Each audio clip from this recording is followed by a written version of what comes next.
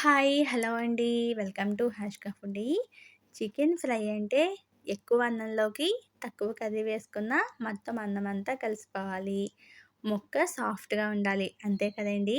మరి ఇలాంటి చికెన్ ఫ్రైని ఇప్పుడు చేసేద్దాము. ఫస్ట్ అయితే స్టవ్ ఆన్ చేసుకొని 4 గరిటెల వరకు ఆయిల్ వేసుకొని సన్నగా కట్ చేసి పెట్టుకున్న ఉల్లిపాయ ముక్కలు, పచ్చిమిరపకాయ ముక్కలు బ్రౌన్ కలర్ వచ్చే వరకు వేపించుకుందామండి. చికెన్ ఫ్రైకి ఎప్పుడు కూడా ఇలా బోన్‌లెస్ చికెన్ తీసుకోవాలి. అప్పుడే మనకి చాలా బావుంటుందన్నమాట. చూడండి, ఉల్లిపాయ ముక్కలు మనకి బ్రౌన్ కలర్ వచ్చేసాయి కదా! ఇప్పుడు కడిగి పక్కన పెట్టుకున్న చికెన్‌ని కూడా వేసేసుకుందాము. ఇది హాఫ్ కేజీ చికెన్ అండి. ఇప్పుడు చెప్పేవన్నీ కూడా కొలతలు హాఫ్ కేజీ చికెన్‌కనమాట. ఇలా వేపించుకునేటప్పుడే ఒక హాఫ్ టీ స్పూన్ వరకు కూడా సాల్ట్ వేసేసుకోండి. సాల్ట్ వేసుకోవడం వల్ల ఏంటి అంటే ముక్క సాఫ్ట్‌గా ఉడుకుతుంది. చప్పగా లేకుండా మనకి నోటికి రుచిగా, కమ్మగా ఉంటుందన్నమాట.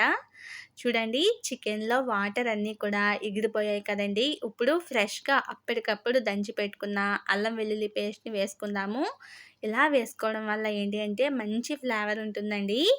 అలాగే ఒక పావు టీ స్పూన్ వరకు పసుపు కూడా వేసుకొని మొత్తం కలిసేటట్టు కలుపుకొని మళ్ళీ సిమ్‌లో ఒక 10-15 నిమిషాల వరకు కూడా వేపించుకోవాలి.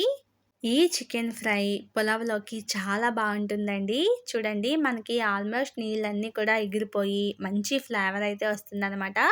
ఇలాంటప్పుడు ఇంట్లో దంచి పెట్టుకున్న మసాలా ముద్దను కూడా వేసేసుకుందాము. ఈ మసాలా ఏంటి అంటే ధనియాలు, జీలకర్ర, గసగసాలు, లవంగాలు, యాలకులు, దాల్చిన చెక్క మెత్తగా పేస్ట్ చేసి వేసుకోవాలండి. 4 గరిటెల వరకు కారం వేసుకోవాలి.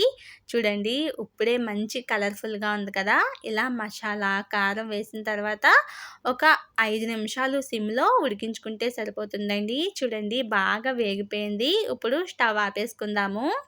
చాలా ఈజీ ప్రాసెస్‌లో చికెన్ ఫ్రైని చూపించాను కదండీ! ఈ వీడియోకి ఒక లైక్ ఇచ్చి ఇలాంటి మరెన్నో ఈజీ రెసిపీస్ కోసం మన హాష్కా ఫుడీ ఛానల్‌ని సబ్స్క్రైబ్ చేయండి.